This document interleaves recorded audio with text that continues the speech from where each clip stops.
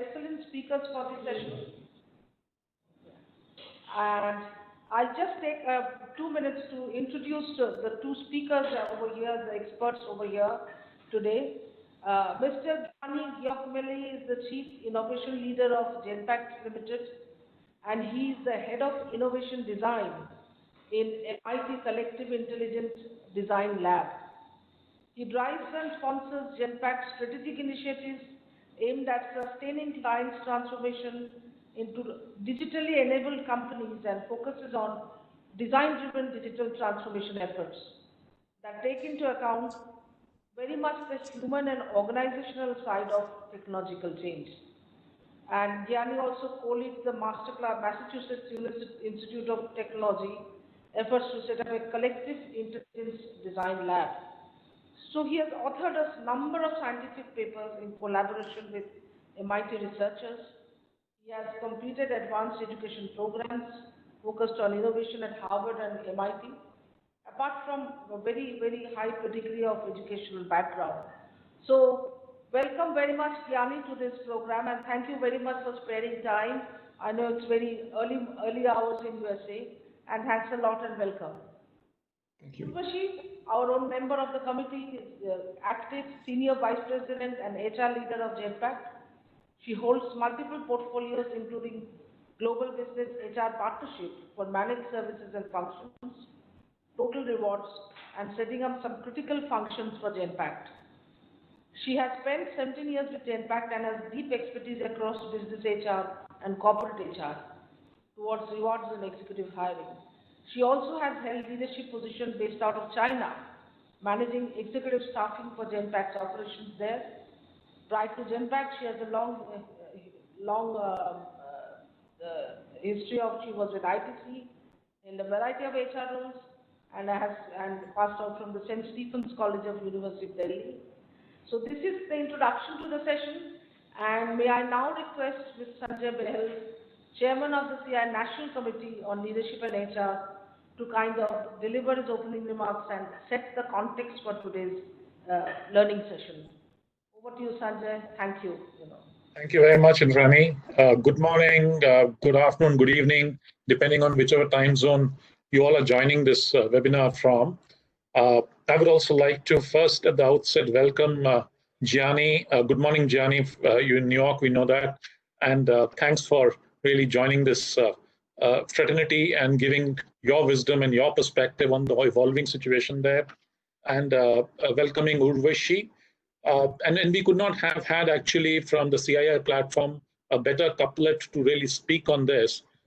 Because Genpact is one organization which within 4 weeks of the COVID lockdown, and this is before the lockdown 2 really was settling in and we are into lockdown 4 right now, had about 93% of their workforce fully active and working. So that's quite an achievement by the team within 3 to 4 weeks of putting this whole framework together to get that high level of active engagement of all these employees. Not only that, they had almost 100%, near 100% of learning and development really transferred to online. So there would have been enormous amount of creativity, ingenuity, imagination, and of course, backing up with tremendous execution, which Urvashi and the team would have led for that really to have happened. And I'm not even talking about the other initiatives that Genpact has taken in virtual town halls, which had, I understand, even more attendance than the physical town halls that they have been having. So clearly, it's a success, and with the success, there would have been tremendous amount of learnings and heartburns, and the whole toil that they would have gone through, which is what we look forward over the next 60 minutes or so to really gain from, and then of course we are going to have a Q&A there. But let me give you a broad perspective that I have on this emerging new reality. In fact, the topic that we have chosen can't be more apt, and it's really about acing the new ways of working in the new world. Now, you would have heard this whole term as a new normal coming up, new world emerging, new ways of working. And I think this pretty much sums up the heart of discussion today. But what is, I think, critical and pivotal to today's discussion is that more than any other function in corporate India, I think it's actually a true crucible and crisis for HR function. because nothing else has got as much disrupted as humanity itself and humanity's contribution itself. So it's not as much an economic challenge. Economic challenge is a consequence of a lot of other things, or not a technology challenge, not a manufacturing challenge, not a, but it's really a humanity challenge there. And that's, I think, what makes this discussion even more important in the context of the world that we are currently living in there. Uh, I think the point that we need to really understand is, and that's a lot of our organizations today, a lot of understandably, are looking at survival through this phase. But survival does not ensure success post the phase. So survival is only one part of it. And hence, I urge actually for all of you, and in fact, all of us to gain from this talk as to how successful and leading organizations like Genpact are not only looking at surviving, but actually thriving out of this. And that's the theme, which is adapt and then rise. So it's not only good enough to just adapt, but actually come out of this as a winner and actually grab the whole opportunity that lies ahead of us. So I think that's going to be a very critical part of the discussion. And I'm looking forward to listening to both Urvashi and Gianni as much as yourselves to really understand as to how they're really taking that challenge forward. Now, just to give you a few numbers to build a context, but more than that, I think it's, as I told you, it's a humanity challenge, but still numbers give a good context, and I'm going to be restricting it to Indian perspective to start with, where most of the participants currently are going to be linked into. There was a recent study which was done by McKinsey and was released just before the lockdown 4 started, I think around the middle of May, which really said that they studied about 19 corporate sectors and said that the economy 8 weeks prior to that date of study was working at anywhere between 49 to 57%. And that's half the economy shut for a $3 trillion economy, the sixth largest economy in the world, shut for 8 weeks, half the economy. And there was a number which was published there, which said about 143 to 186 million, somewhere in between that, which is 14 crore to 18 crore non-farm workers, non-farm, which means they're working in any sector, organized or unorganized, were unemployed or were inactive, not unemployed, but inactive would be the right word. So 8 weeks, 180 million non-farm workers remaining inactive is a humongous cost that is waiting for us to see, and as to how that really translates into the shrinkage of GDP, which are already numbers getting published, and consequent to that, what happens as we start looking at the lockdown ceasing out.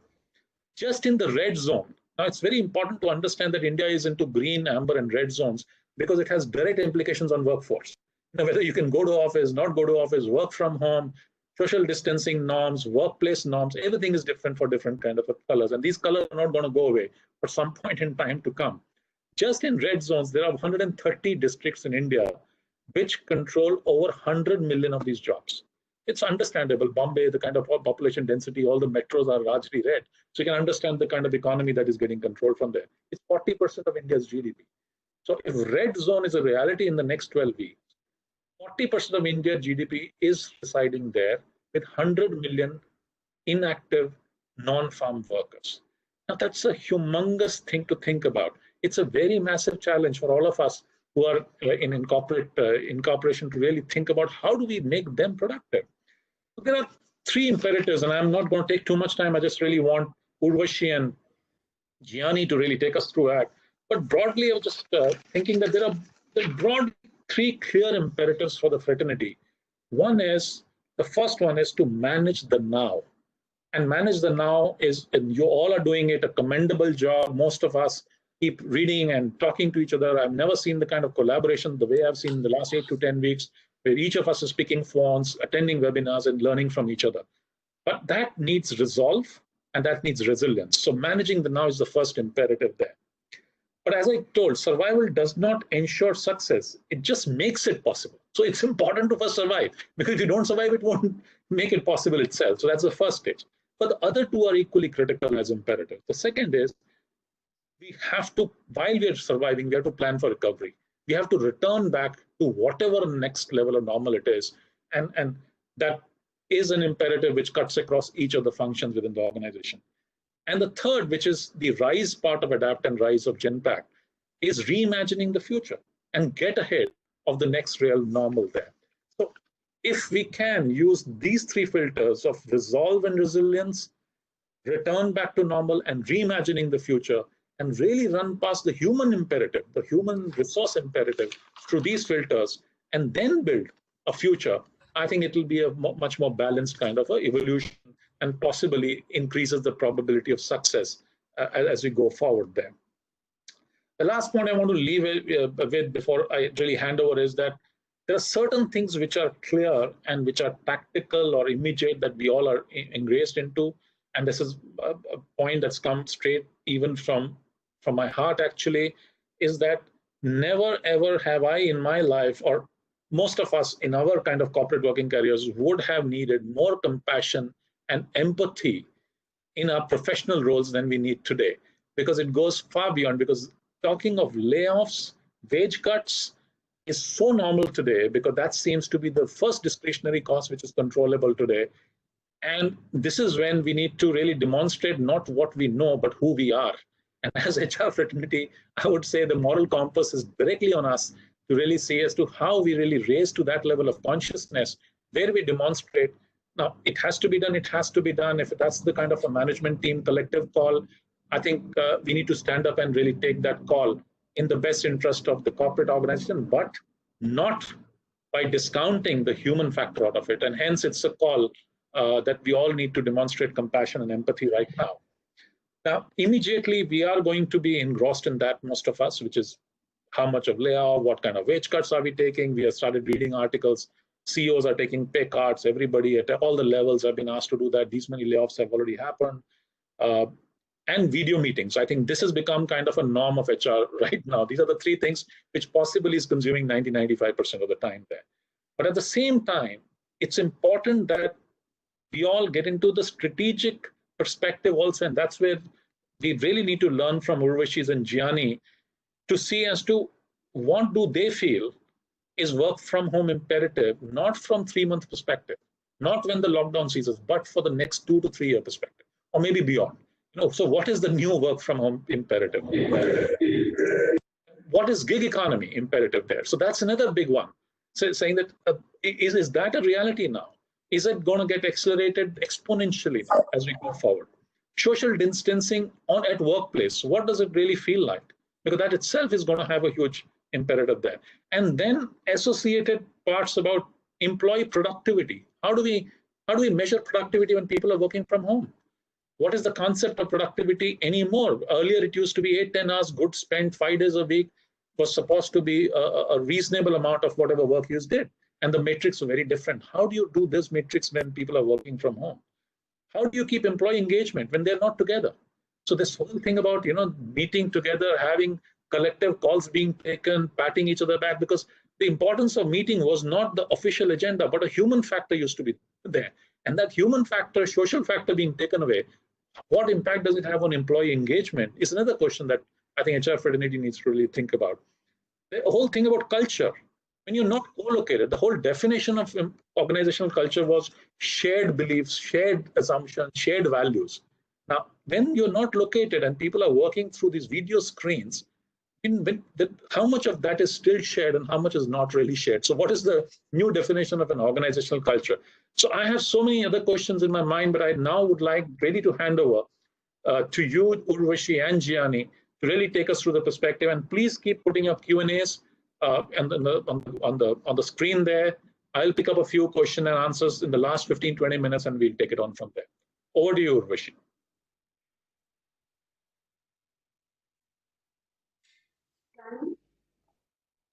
Okay, so thanks, Sanjay, and obviously you have unpacked quite a few themes, so this will be a good conversation.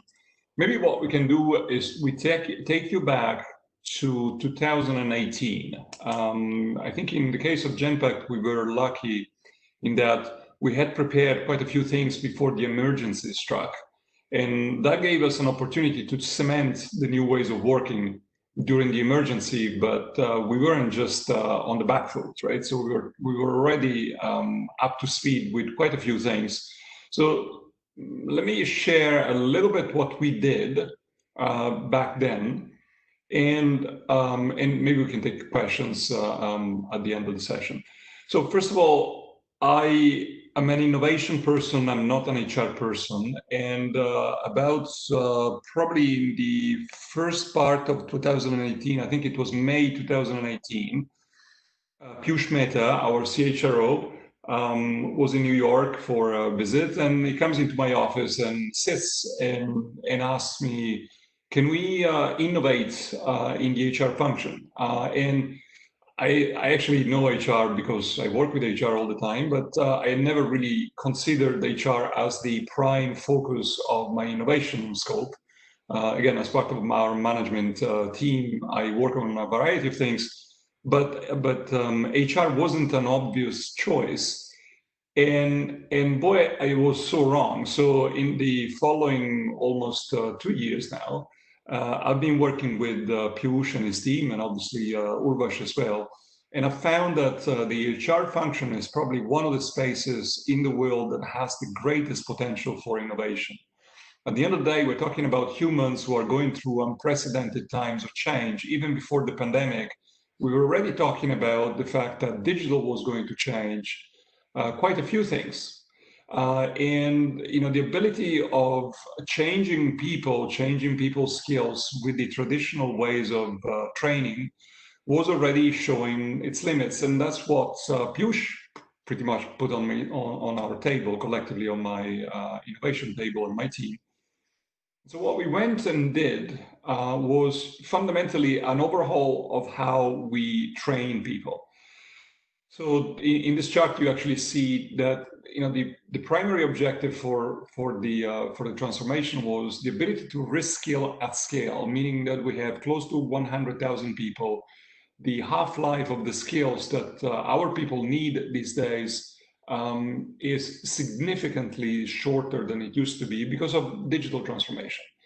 That also means that we need to hire people with a different DNA. Those people need to be hired from different places in different ways as well. And a lot of that has become a lot more virtual these days.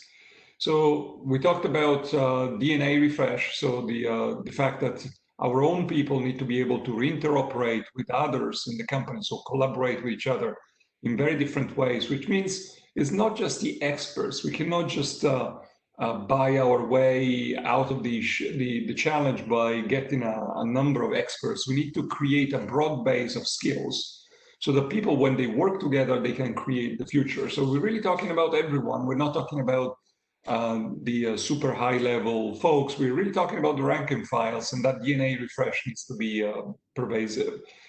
In order to do that, we need to create an employee experience.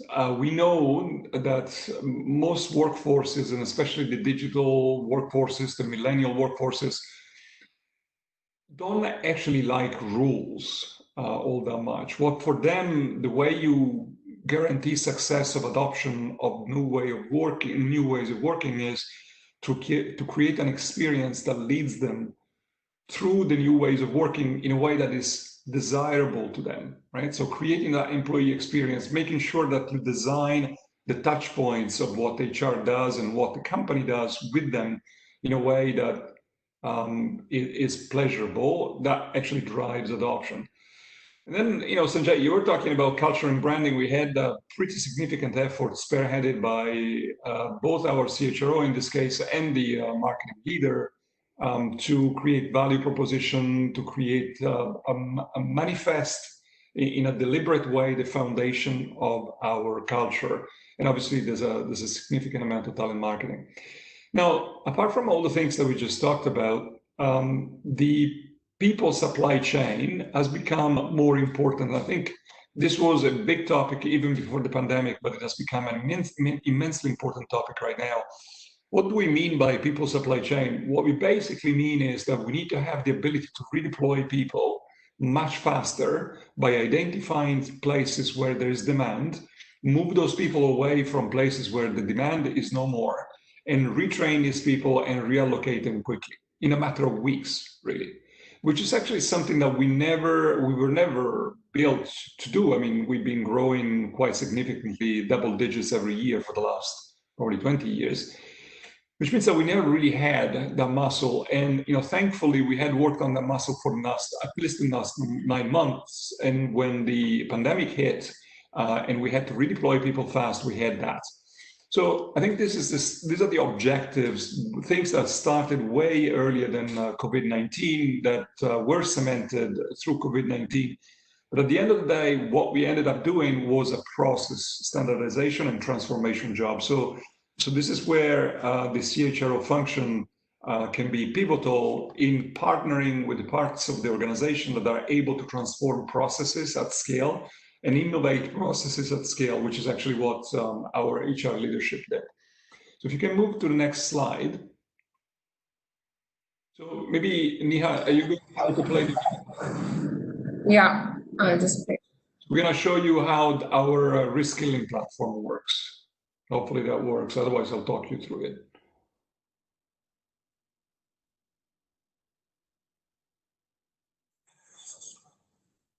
There's no audio, Niha.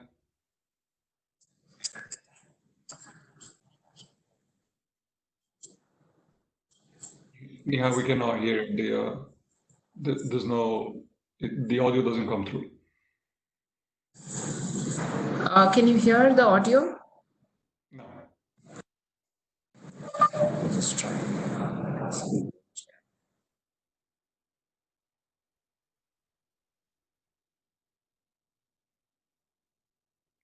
I still think that we don't hear the audio, Niha.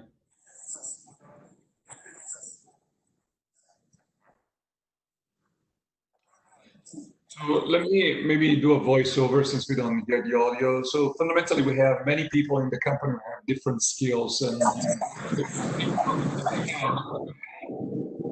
is that we need to make them interoperable. I think you could leave the video going, but you don't want to. Yeah, I'm just pulling it up. Yeah.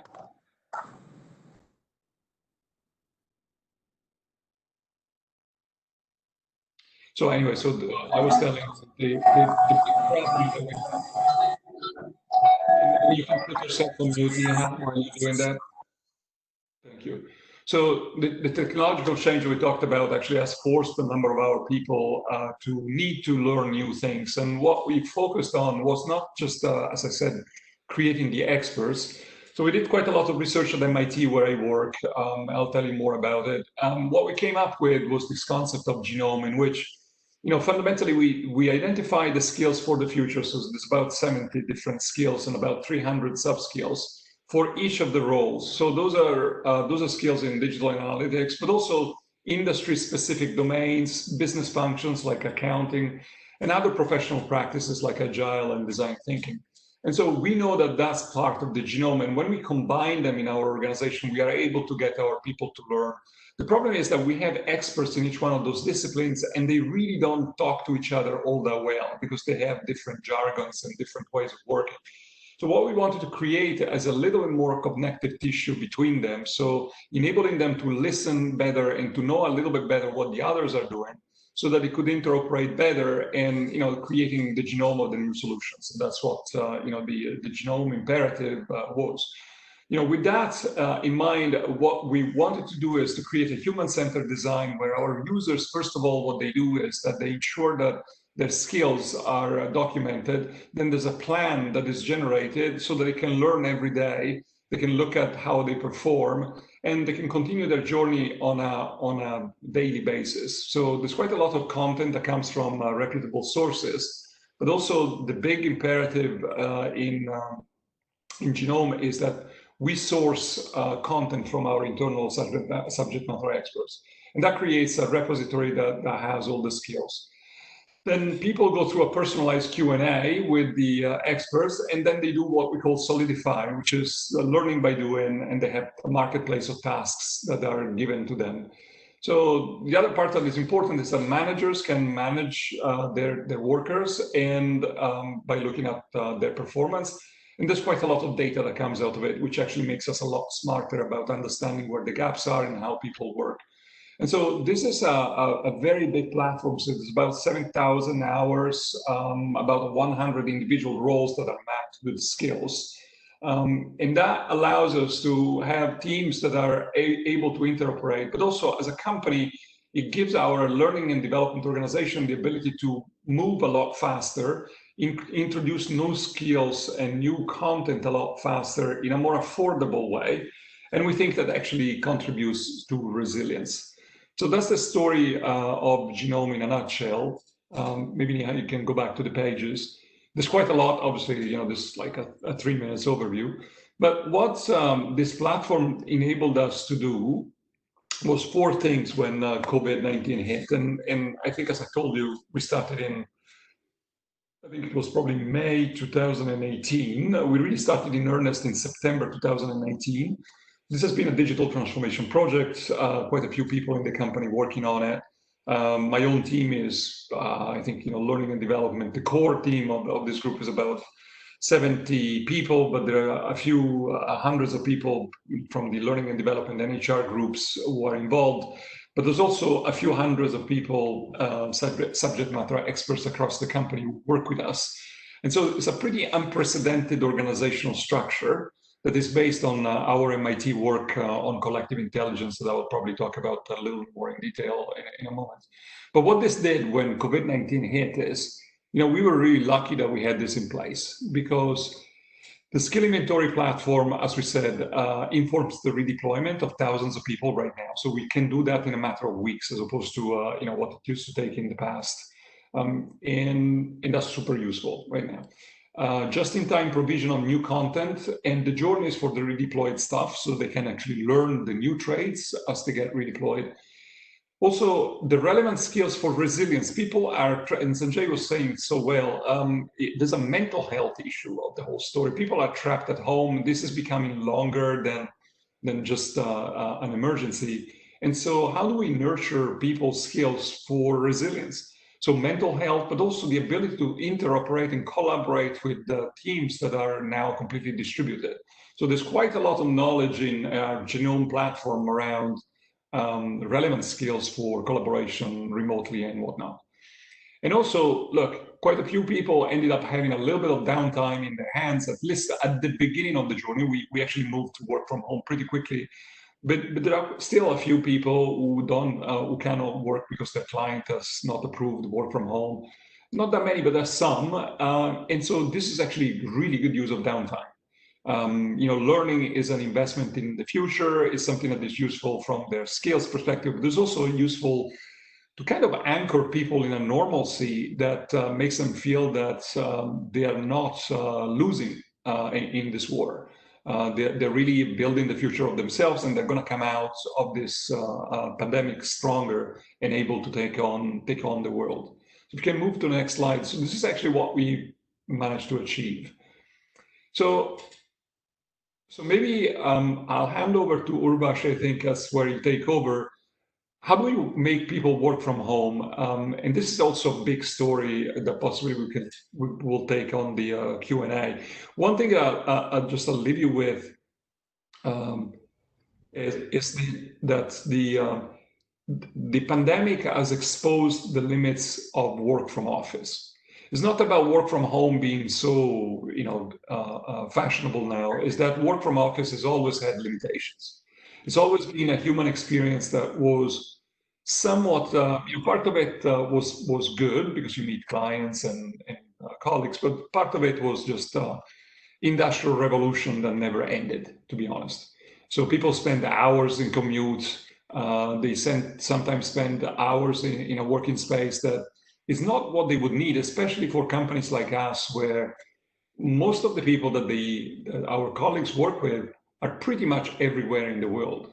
So what happens in this situation? Well, working from home exposes a number of other problems, but also exposes the possibilities of being able to collaborate irrespective of distance. And that's actually probably the story for the rest of the session. So if you can move to the next slide. Yeah. So I guess Urvash, that's where you take on. Yeah. Yes. Thank you, Gianni. That was helpful. So next section, I'm going to focus on how we really went through this entire work from home journey. What were some of the lessons we learned? frankly, if someone had asked us to, think through these pages 2 months ago, I don't think we would have had half the answers that one can share with the group today. But let's look at some data. Today, we have broadly 95% of our employees globally operating in a work from home model, and productivity actually has been better. When we look at our peers in the same industry, our industry is roughly at a 77% work from home enablement. So we would love to believe as a company that we are way ahead and we are in the top quartile in terms of having managed work from home successfully and enabled it for our employees. Sanjay raised the question of how do you look at productivity? And given that we've been in a work from home environment for almost 2 months now, we have ways of managing and measuring productivity, and I'll talk about that. But 97% of our operating teams have seen either better or at least the same level of performance. So there has not been any dip in the level of performance one has experienced as a company or what our clients have experienced. 86% of our employees have felt more positive, and we generally have a morale score that we calculate and publish in the company, which denotes employee motivation across various factors. And 86% of our employees voted saying that they felt more positive and high on morale on that. And then we went back again to the point that Sanjay was making, that how do you look at this virtualization of work, not in the immediate and here and now, but also from a longer term perspective. So we went back and we asked our employees after 2 months, how are things going? And 86% of our employees came back and said that they felt the work from home experience was more convenient, better, or was at least the same as working from office. So we at least have a tick in the box when it comes to saying, yes, this is a thumbs up, whether from a client perspective in terms of operating performance, from an employee perspective, and from an overall community perspective. And I'll talk about how we are approaching that piece as well. Now, obviously, this was not an easy journey. Neha, if we could go to the next slide, please. And at some levels, I would say, when I think through the journey we went through, we were partly better prepared and partly underprepared for where we are today. I think we were better prepared from a couple of perspectives. One, that our sort of work or in our industry is more amenable to work from home because we are IT enabled. This is not manufacturing where you have to be there on the floor producing stuff, but we are in a services business, and therefore our work or the kind of work we did was amenable to work from home. As we went through this entire journey, we also felt at some level we were a little underprepared because we kept thinking before the storm really came at us, is it going to be of this magnitude? But what we had learnings to fall back on was that we have around a 6,000, 7,000 people business in China, and they had already gone through the COVID phase earlier than the rest of the world. And therefore, we had a lot of learnings that we immediately picked up and pretty much brought the entire organization to implement. And this really meant that we enabled almost 95,000 people to work from home in the next 4 weeks, and then pretty much saw how that operated smoothly even after that enablement happened. Let's move to the next slide, Neha. We brought up what we called a 5E framework for sustainable work from home. And this was again a lot of hit and trial and coming up with answers of what really the 5Es enabled and what were some of the learnings we got. But I think the first pillar of really being able to manage work from home is enabling your employees to have that setup wherein they can deliver work from home successfully. So I think it was good fortune for us that as a company, we had invested in a lot of cloud-based technology and monitoring systems and a lot of cloud-based tools, maybe 24 months to 36 months back. So we already had the building blocks available in terms of IT infrastructure to be able to manage work from home enablement on.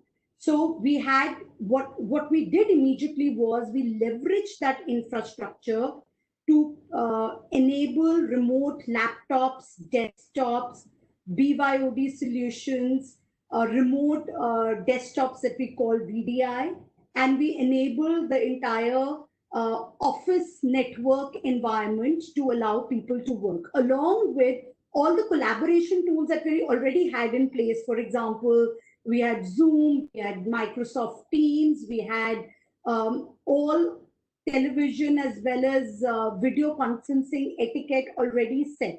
So there was a ready work from home framework which was available from an IT infra perspective that we could deploy very, very fast. Now, it obviously meant that our IT teams worked day in and day out. So when I speak to our CIO, and she now jokes about it and says, Urvishi, we actually used to have a sleep roster during those 4 weeks while we were enabling all the IT assets to enable them to work from home, thinking about who would be sleeping at what time of the day so that we could work 24/7.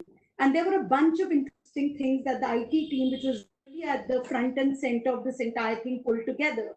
So, for example, they did a very detailed evaluation of information security risks, ensured that we had all client sign-offs, enabled VPN environments, enabled all the other information security protocols before really giving a green signal to employees to pick up their IT assets and work from home.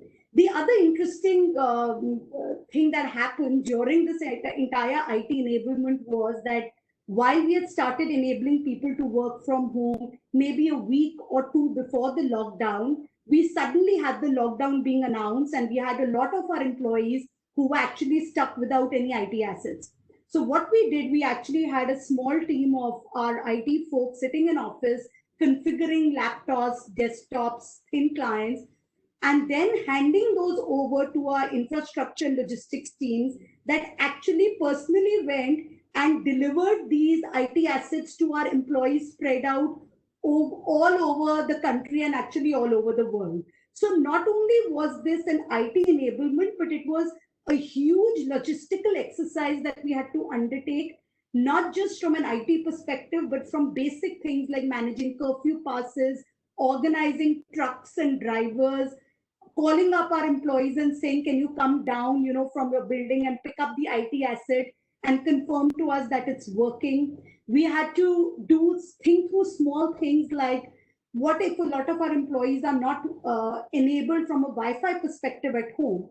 So we had to give dongles to employees. We had strange issues coming up, like a lot of our laptops all have the square pins in the plugs, in the electricity plugs, and people didn't have converters at home to be able to fit round plugs.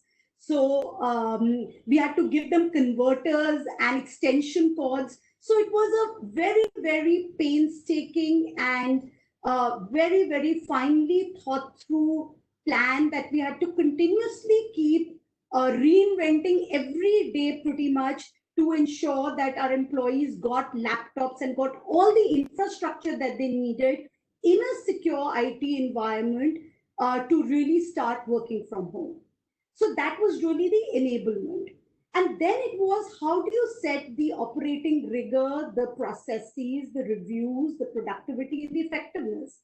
So the second pillar was really around defining the new ways of working and the expectation setting that we had to do, not only within our employee set, but also with our client organizations. So as you know, we do third-party work. So we have several hundred clients at all Fortune 500 companies that, by the way, were going through their own struggles in terms of managing the crisis, and how did we have to set expectations from them. For a lot of them, work from home itself was an alien idea, because a lot of these are manufacturing companies, retail companies. So the work from home idea was almost alien, but they turned around very, very fast. And I think that was one of the key success factors, that we had very, very quick decision making. When we outlined expectations, it included things like aligning on how professional conduct would be, how do you establish client expectations and SLAs during the crisis, how do we redefine internal as well as client governance in an environment when we could not get people together and everyone was working remotely, and also aligning very tightly um, all the individual performance management process. So every employee actually was clear in terms of what he or she had to deliver, and that clarity was provided to the employees by their frontline managers, who were really the pillars who took the entire weight in a way of ensuring that this framework worked. The other piece which remained very critical through this entire journey, as you can imagine, was the engagement piece. And I know Sanjay alluded to that because, to a great degree. But we were dealing with a set of employees that were worried, that were anxious. We had a large number of people that actually did not belong to the cities where we had our operating centers. They came from remote places in the country, all over the country, actually. A lot of them were getting panic calls from their families, parents to go back home. So I think the main thing really there was to comfort employees and provide them the security that we had their backs. We actually had calls from employees wherein a lot of them living in paying guest accommodations were asked to almost vacate overnight. And we went out of our way as an organization, providing for them, ensuring that they had safe places to stay, ensuring that they had meals to eat. Some of them, we also had members of our team that actually went beyond and over and beyond their duties at times when the lockdown was suddenly declared. For example, I remember the evening when the lockdown was declared in Kolkata, I had someone from my HR team who actually dropped employees, almost 300 employees back in his car to every part of Kolkata till every employee was safely home. So it was just not engagement from a framework perspective, and that of course we put in place, but it was all these occasions where people went above and beyond to really ensure that employees were safe and employees felt secure. From an engagement perspective, we put lots of frameworks in place. We almost overnight moved all our engagement mechanisms on the floor to virtual engagement mechanisms. So whether it was that that there were virtual team activities, so if a manager did a huddle or a meeting with his or her team every day, that process continued. And it wasn't as though now people were working virtually and working out of homes, that discontinued. There was regular leadership communication. Actually, we made it a point to almost over communicate because we wanted to be transparent. We told people things the way they were, what were our successes, what was it that we were struggling with. And it was amazing the number of people that came up from our employee base that came out to help and raised their hands to say that we want to participate in this entire piece. So these engagement activities over a period of time, whether it was online games, whether it was online connect sessions, focus on genome, like Gianni said, that we focus people to move to complete online self-learning and upskilling, and how our entire people supply chain engine really kicked in to ensure that people had enough work. So I think those were very, very important pieces. And then, of course, we launched the entire Adapt and Rise campaign, which I will come to in a minute. The other key question that we've been deliberating on has been how effective is work from home, and therefore, how do you monitor productivity? So like I said, we had already invested in a bunch of cloud-based monitoring tools. So our IT team actually, again, along with our operating team, which had anyway invested a lot in digitization of performance management on the floor, really got active. And there was a huge reinforcement of common minimum practices from an operating perspective, agreement on targets, metrics, following standards of capturing inputs into every lever of performance, and almost making visible performance and actual tracking of metrics, making it over visible and over communicating it so that everyone was on the same page.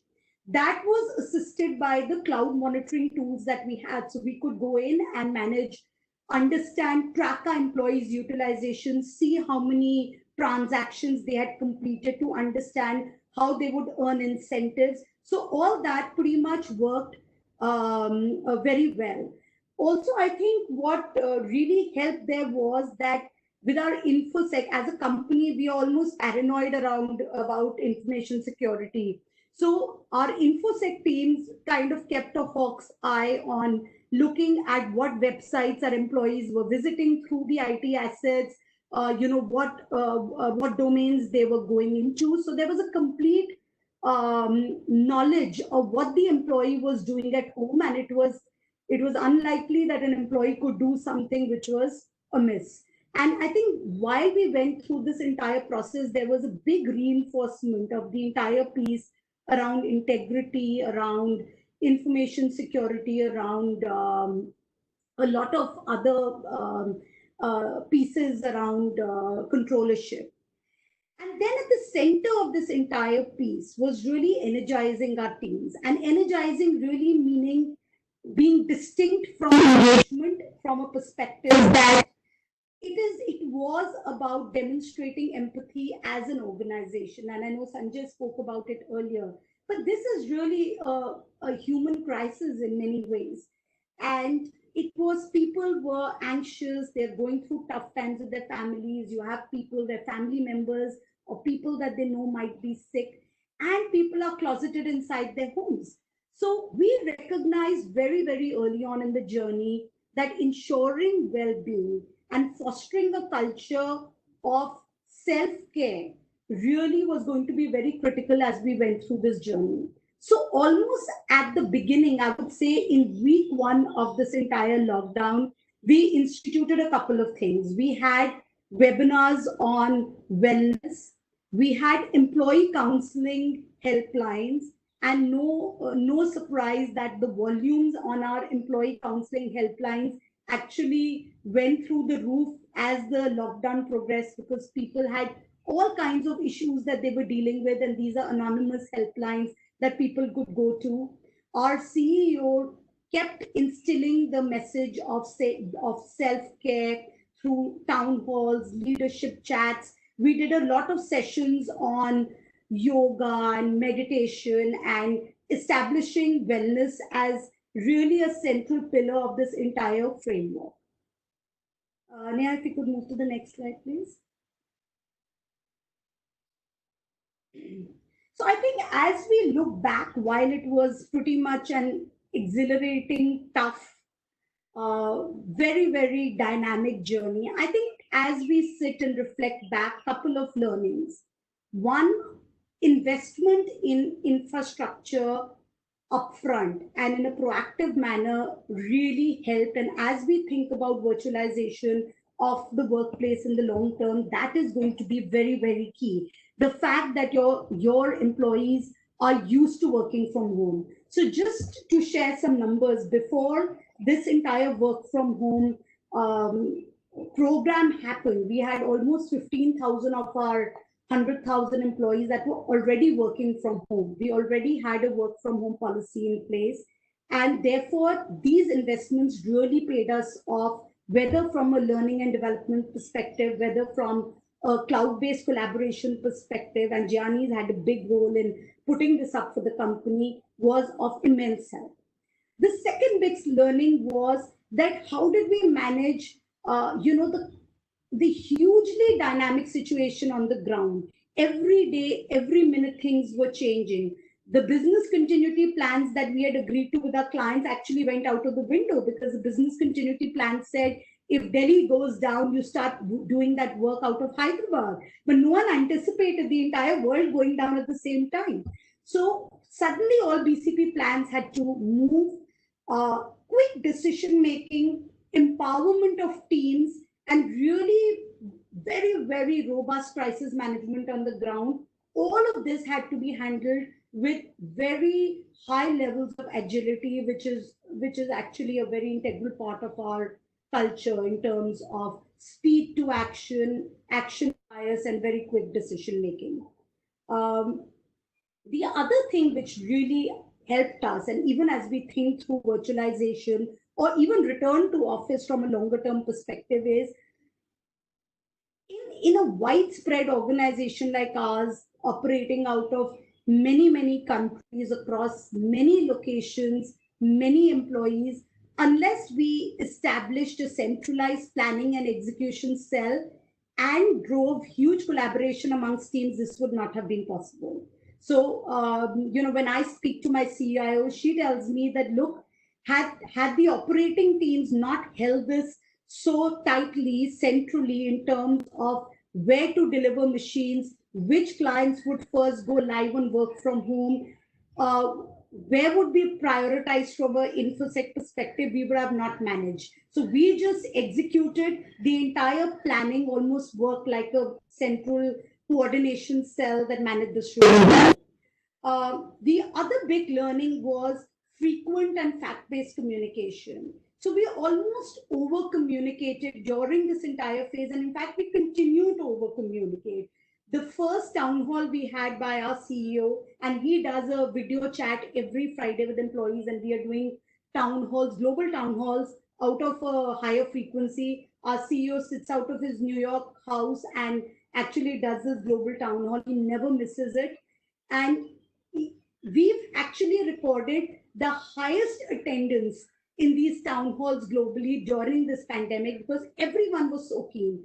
So whatever the messages were, whether they were good or bad, we were absolutely transparent with our employees. We went upfront, communicated to them, and it was a lot of fact-based communication, including not just town halls, but also we ran ideathons across this time to really get ideas from employees and make them a part of the overall solution. So that becomes very important because it's very important to ensure that your employees don't feel isolated and they feel connected to each other and to what the larger organization is thinking. We also had, as we went through this entire process, we had created for employees a set of frequently asked questions that we continuously kept adding to, whether it was on self-declaration, whether it was on what would happen to my leave balance if I've gone to my hometown, will you deduct wages from me? How do I get an IT asset if there is, I have a problem with network, whether it was about setting up 24/7 remote IT help desk for our employees. That entire piece was very critical to the success that we had had. I spoke about health and wellness. So throughout, I think the two key pillars around which we kind of designed everything during this entire episode has been, the priorities really have been health and wellness and delivering to our client commitments. And those two were always at the center of all decisions that we took. And the other big learning, and something which was a big learning for me personally as well was, we saw so many new heroes during this entire process. So it was like new heroes were born. Some of our, I would say, even the people that we thought were average performers exhibited the sort of resilience and the sort of grit that even some of our top performers had not, displayed. So it was a very heartwarming sort of revelation every time we saw a new hero come up. People people who were lesser known and unsung heroes in this entire operation. And Neha, if you could move to the next slide. And I think based on a lot of these learnings, we came up with this entire Adapt and Rise campaign, which is really reinforcing the entire cultural fabric of our organization. Our cultural framework is around what we call a CI square framework, which is around curiosity, it's around incisiveness, it's about integrity, and it's about courage. And I think all these elements of our cultural fabric came up in this Adapt and Rise campaign, which is where we shared life stories. We had leadership interactions, ideathons. volunteering, the heroes and the positive stories to constantly engage and enthuse our employees. And it didn't end it there. And again, I think a very pertinent point that Sanjay made, that this is really about the society at large. So we galvanized our employees towards a common belief of saying, how can we help the society at large, so that we all had a common purpose. So it was the micro actions of many individuals in the company that helped create community resilience. So whether it was running a Feed 20 million campaign, we organized food and meals for several thousands of migrant workers every day. We continue to do it. We had a lot of people doing micro volunteering through many ways, whether it was our employees sitting at home making masks, whether it was our employees doing virtual classes with underprivileged children, supporting education over 10,000 people that we anyway support through our CSR initiatives. It was about helping NGOs put up their BCP plans. And actually, the most telling of them was we set up this call center helpline, asking our employees to volunteer or, in partnership with the Delhi government to answer any questions on COVID. So, for example, where is the nearest hospital? What should I do? Is this a symptom? I'm not able to get through a doctor. So we have almost 120 of our employees who completely voluntarily today are taking calls, sometimes 2 hours, 6 hours, 8 hours a day, sitting out of home, helping the community on COVID related questions routed through the Delhi government.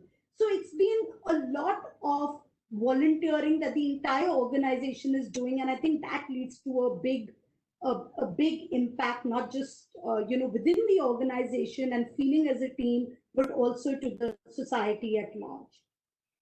And I'm going to end with a bit of a futuristic slide on where I feel a few things that may have changed in business forever.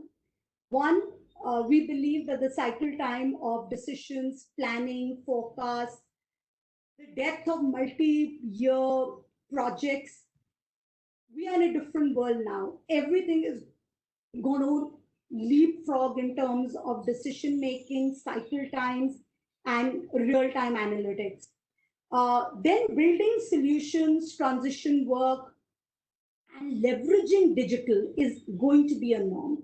I don't think any organization can thrive in a world where we can't, where we are not able to leverage digital and figure out a new way of working, whether it is in retail, whether it is in banking, whether it is in any industry we think through today.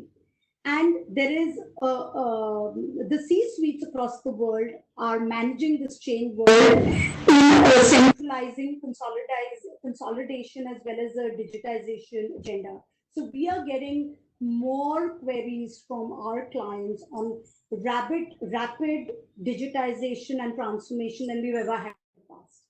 And most importantly, I think at the bedrock of this entire piece is the talent strategy and how that changes, and how virtualization of the workplace, not just in the here and now, but also in the future, the attached commercial models, the attached nature of work that you're going to be doing is going to be very, very different. And that's where something like Genome, which helps the organization constantly reinvent itself and upskill its employees, really helps. So with that, I'm going to take a pause and hand it over to Sanjay in case of any questions. Thank you. Thank you very much, Urvashi. I think very inspiring. I think all the participants would have also noted that there are so many learnings, gems of, in fact, insights into the experiences that Genpact has had and how they have been so successful in taking the bar up in managing this pre, post, during and the post-COVID crisis, and then there is a future post that they're getting ready for. So I think there are already a host of questions which Urvashi and Gianni are already there, and I would leave it between the two of you to really see who would like to take which question. There are a few India-specific, which Urvashi, I would request you to specifically handle because they are in the context of the country and the specific industry within India, but there are some generic questions also. Now, this is a question which is to do with the attention span of people and how that gets contextualized in today's environment in upskilling. So the question really reads as it's coming from Vineet Gijre, who's asking, people have low span of attention nowadays. How was upskilling ensured and how was it measured? Yeah, given that in a training room, you hardly can hold attention. Now, in a remote location, clearly there would have been so how do you upskill them constantly, engage them, and how did you measure that? So any one of you, Gianni or Urvashi. Yeah, I think Urvashi, I'll take that, yeah. So first of all, it's true, though people can be trained for improved attention. So it's actually one of the things that we try to help people with. The other thing that one can do is to break down the content into smaller modules so that people can weave them into the flow of their day. The reality is that we all consume quite a lot of information every day. It's not that our attention span is just a negative, right? People move from 10 minutes doing something, 15 minutes doing something else. And so as long as your content is broken down that way, people will consume many different things. Now, the last thing is the measurements. We measure, we actually have some algorithms that look at people's attention span on the platform itself. So if people start using something and then they drop it, that affects what is called the genome score. So there's a score that keeps tab on people's performance, as in learning performance. And that thing actually sees if people drop things midway and start doing something else. So, and we kind of let people know that we want them to learn, and we have designed a system that helps them keep focus on their performance. We don't want to tell them exactly how the platform manages that. Otherwise, you end up with people reverse. Thank you. Jimmy, I think that's a very specific answer, and if somebody really wants more services of Gianni, they are obviously available at consultancy as Genpact and individual capacity. I think that you can decide, but clearly, I think excellent recommendation on breaking it down by modules and really having some more specific and measurable ways to really monitor that. Now, this is specifically Urvashi to you. This is about a few facts that I think participants want to know, which may have not come through in the presentation, but would be added advantage to the participants. And there are three parts to it. The first is, what was the time taken in terms of days to shift to work from home to achieve your earlier regular productivity? So pre-COVID, there was certain productivity, and then you moved to WFH. How much time really was transpired? That's the first question. Maybe you can answer that, and then I'll come to the next one. Yeah. So look, this entire work from home happened, from the time we started enabling employees to work from home till the time, actually it's still going on at some level with the last 5% people. But till the time we had almost 95% people, it was roughly 4 to 6 weeks. Largely, I think we had pretty much covered everyone in 4 weeks, and we had a bit of a tail which went on for the next 2 weeks as client approvals came in. And therefore, as and when a person came up, I think it actually, Sanjay, took us barely a week to stabilize. We were pretty much up and running almost immediately. And I'll give you an example. We do a lot of finance and accounting work. So we do closure of books for many hundreds of our clients. And the first closing, as you can imagine, was actually end of March, right? Which was the quarter closing. And that was a week after the lockdown was announced, and when we had and 98% of our closing actually happened before. So why we immediately from home took a couple of weeks. I think from the time an employee was enabled, it just took maybe hardly a couple of days to be up and running. That's really, really good. So I think there's a bit of a muffle in the voice, but what I got is that pretty much up and running. And I think a lot of credit goes into pre-work that you did in terms of configuring the technology, the platforms you had, and of course 24/7 kind of a spirit with which it was really taken up by everybody in your team. I think including IT, some examples and anecdotes were really very inspiring. Second and third, I will just combine again, Urvashi, to you.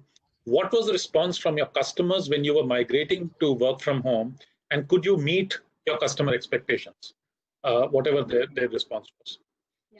So I think our customers themselves were going through the crisis. So it was not as though you were going to clients and saying, tell us what to do. In fact, clients were expecting you to tell them what to do because they were going through all the crises, and they realized along with us that all the BCP plans which had been created didn't actually hold true for a situation like this. So some clients pretty much, move very, very fast on decision making. Clients, especially in the banking area, given that information security is such a big deal for them, they went through their processes of evaluating, looking at whether we were doing. They didn't want to be the first runners moving. So I think it was a mix. But as and when clients saw more and more success coming in with proven work from home happening with other clients, they all kind of jumped onto the bandwagon. I think there was also a realization which came in 8-10 days that there was no other option. And given that we do a lot of essential services, whether it was bank transactions, whether it was supply chain management, whether it was supply chain management for healthcare companies, these were all essential services. So we just couldn't stop. And I think clients understood that reality very, very fast. So I think it worked well. In terms of client satisfaction, I think largely feedback we've got has been very satisfactory. In fact, I think a lot of people were surprised that we could pull this off so far. Did we get everything right? No, we didn't. I must be honest to say that we had some glitches here and there, but I think we ironed it out along the way. I can't tell you what the formal client feedback is because we still haven't rolled out our NPS, but at least from a service level delivery perspective, the scores seem to be pretty good and clients seem to be happy. Thank you, Urvashi. I think thank you. This was a question which came from Suresh Patwardhan, I think. So thanks, Suresh. Next question is, I think, Gianni, first you, and if Urvashi wants to add. So this is from Shruti Kapoor, and I would also like to. The question really is Genpact looking forward to hiring gig workforce in future? And the addition that I would like to do onto this is that there was a pre-COVID work from office, work from home, and gig balance that you may have had. Do you see it radically changing from global perspective and maybe from India perspective? So there's work from home, work from office, and there is gig. So do you see that accelerating, changing in any radical ways, and the reasons for that? I wouldn't say radical and immediate, but certainly the interest is there, right? Because the moment you don't need to move people in and out of offices, you can actually do quite a few things. Also, though, keep in mind that moving people in and out of office is not the only thing that prevents companies like ours to take gig workers. Some of it is just about knowing the processes that we run, knowing the domain expertise, etc. At the same time, I think, Sanjay, and this is actually old work at MIT, we are certainly going to an era of hyper specialization, meaning that if you have people who have very, very specific expertise, those people can work for a few hours, a couple of weeks a month, maybe a few weeks a year from anywhere. And that's actually certainly a possibility.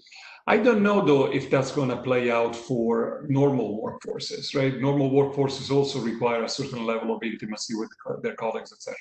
But clearly, it's possible. So we're certainly going to be looking at it.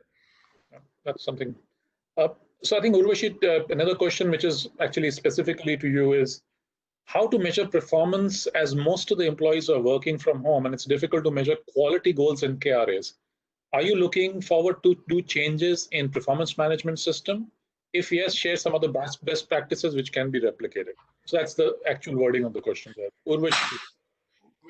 Yeah, so look, we already had some cloud monitoring tools that we had in place, like we have a a utilization tool that we have, a workforce planning tools, and we had certain tools that helped track operating performance. Now, the good thing was because we had invested in these, it was easy for us to deploy these tools to the machines of the people working from home and track performance in terms of utilization, in terms of metrics like how many transactions they've handled, how many bills they have cleared, or whatever the transaction metric was.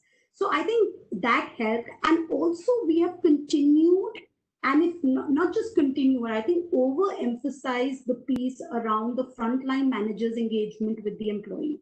So the frontline manager on a daily basis does the huddles with the employee, with the team, sets context, and then also reinforces that with the one-on-ones, whether it is on upskilling, whether it is on messaging of what's happening, whether it is on client feedback. So all of that actually has really been reinforced, obviously, which is why we provided a lot of tools to our managers to do that. In fact, one of the things that we've done now, it's not a change in the performance management system, but it's a change, I think, in the performance enablement system. We are actually equipping our frontline managers as part of a toolkit with all these tools that they can deploy in terms of managing their teams remotely. So we have actually launched a frontline manager effectiveness program, which again, we have completely hosted on Genome, wherein we are going to provide tools, details, process inputs, upskilling, almost like a toolkit and a ready reckoner for our frontline managers on how to manage virtual teams, performance, processes, operations, the entire bucket of service delivery. So I think the enablement processes have changed. I don't think we are bringing about any huge change in the performance management process, though I must say, in the current environment with all the unforeseen stuff which has happened around COVID, what we are still in a limbo on is what exactly are the metrics for this year? Because we ourselves don't know what those are. Neither do our clients know what targets to give us right now. So a little bit of that ambiguity is there, but fundamentally we are not changing the system. Got it. So, Sanjay, if I may just build on Urbash's point, I think it's something that also is important for the HR group. We need to manage more by objective than by number of hours, right? In a work environment where you don't see people, if you have clear objectives, and I think some of the things that Urbashi talked about are going to get there, but it's also going to be down to managers to start managing people by objectives as opposed to how many hours they put on the scene. That's quite well put, actually. So moving to an MBO, managing by objective framework, and that makes a lot of sense actually in remote locations there. There's a question from Sandeep Gupta, but I think it was quite comprehensively answered, I think, by Urvashi. But anyway, let me read it out. If there is anything specific you want to add, Urvashi, quickly. The question wants to understand Genpact has taken a lot of more initiatives for morale of the employees. What interventions are being taken to sustain this high morale and positivity of employees? You did talk about it a lot, but do you want to add very quickly? Because there are 2 or 3 more questions I want to cover before the time is over.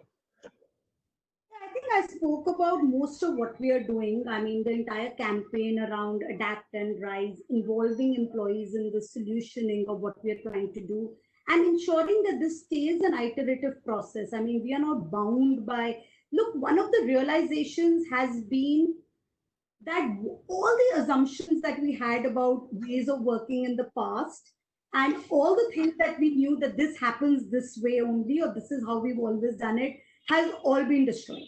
So it is about challenging our own assumptions, recreating a lot of things which is going to be future ready and even relevant in the current times. And therefore, we've stopped saying that, look, this is how we've always done it, because that this is how we've always done it is completely out of the window. And I think that's where the empowerment of the organization and the ideas that employees give across levels in the organization becomes very, very pertinent on how you Thank you. I think that's so Jayanti is asking a question on, I think some of them have already been answered, Jayanti, because you could see that about the morale of the employees.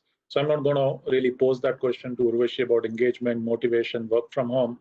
One interesting question is on how do manufacturing firms consider work from home as an option?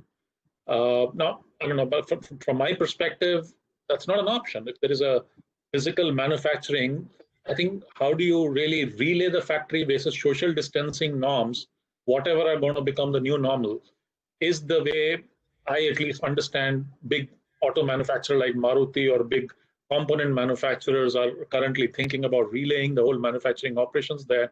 But with your perspective, Gianni, looking at your clients and your customers, and with the whole thing about minimum, I know I've worked for an industry which is heavily into garmenting, for example, where you probably pack about 5,000 people in 5,000 square feet, in terms of, because every component is virtually handed over like a physical handover to the next person, and that's how the garment really moves from process to process.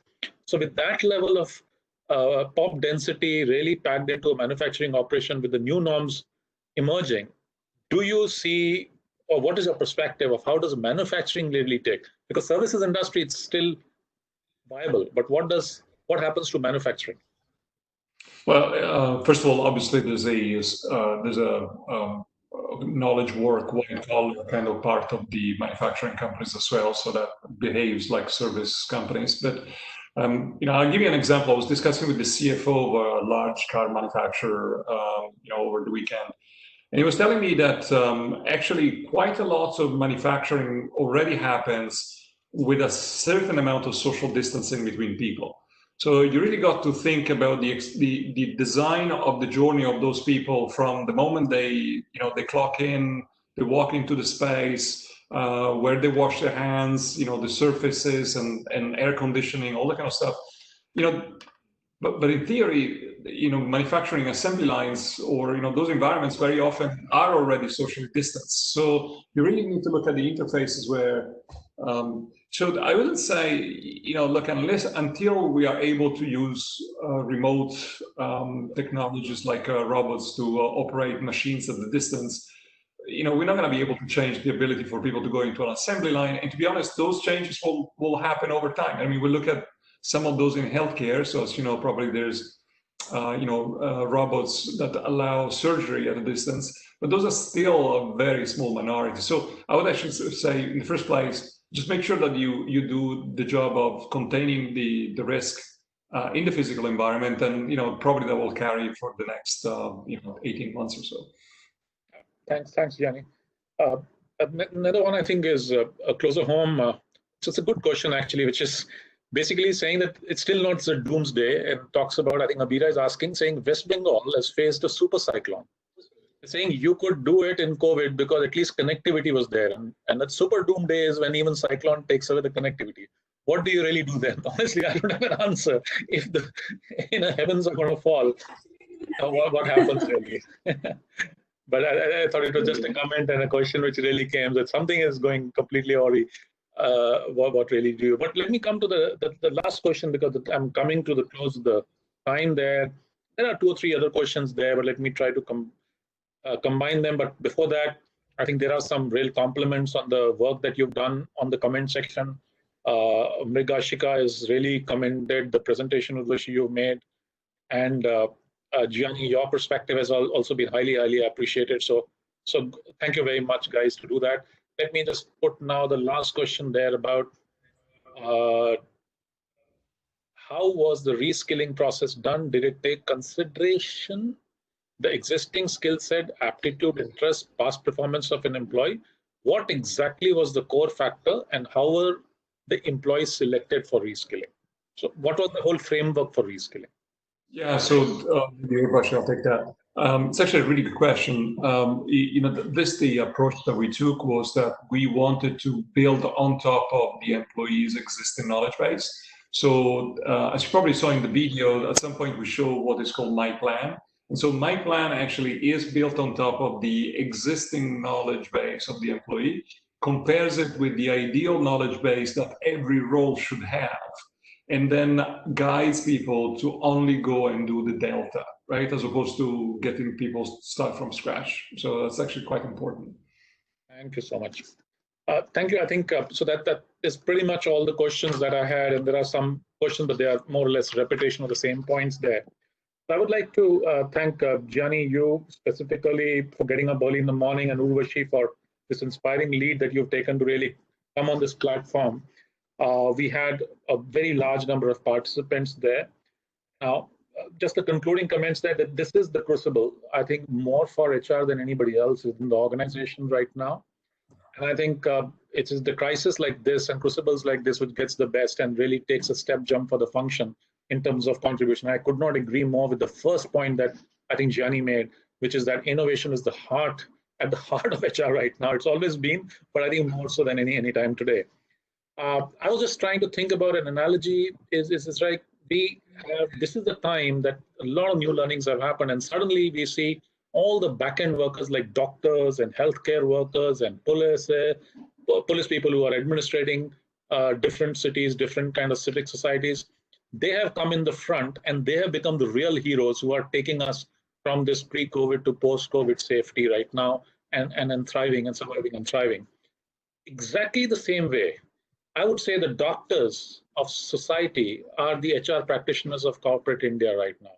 You are at the heart of it. You understand, and you have fully networked, you have full tentacles to understand as to where human productivity is getting impacted there. People are not able to come, the culture, the engagement, the motivation, skilling, you're right there. So you need to see yourselves as that. I would say the IT teams, which is actually ensuring connectivity with this loss of human connectivity, are the health workers there. And I would say the administrative teams, which are really are the police or army or everybody who's taking care of the civic order there in terms of making sure. So like we are already celebrating the doctors, the healthcare, the police in our normal daily lives as to what they are contributing, this is the time for real celebration of HR professionals, IT teams, which are working very collaboratively with HR professionals, and the admin teams, which are really making this whole thing still come alive and making sure that despite the stoppage, imagine if this would have been about 20 years back with no IT connectivity, no admin facilities, it would have been havoc there. So today, I think to really get the ship going, I think we need to celebrate all of you and sterling examples that you are setting. So thank you very much again. And I just hand over to Indrani to do some concluding comments. Thank you very much, Gianni. Thanks, Urvashi. Thank you very much, Sanjay, for doing a fantastic moderation of this session and really kind of covering all the questions that participants have put up. So there's nothing more to add really other than thanking very much Gianni and Urvashi for bringing this knowledge and learning session to us and to our members, sparing this time, putting together all these issues, all the challenges that we have faced. And since Urvashi is very much a part of our national committee, Sanjay, I think this will not stop here. And if there are some more questions, participants would like to ask, we will definitely be a facilitator for, getting some practical answers that they may need on how, or guidance that they may need. We will ask Urvashi and Gianni to help us with that. And that is what, we would like to say. A very big thank you and a very big applause. If you can, I can just do it myself, I don't know whether we can do a group one. So, big thank you, Urvashi, big thank you, Gianni, for this. And thanks a lot, Sanjay, for wonderful moderation. Okay. So we bye, close guys. the session. See you all. Please put your question on CIA website. Bye. We'll try to answer. Thank you very much. Bye. Bye. Thank you. Bye. Thank you.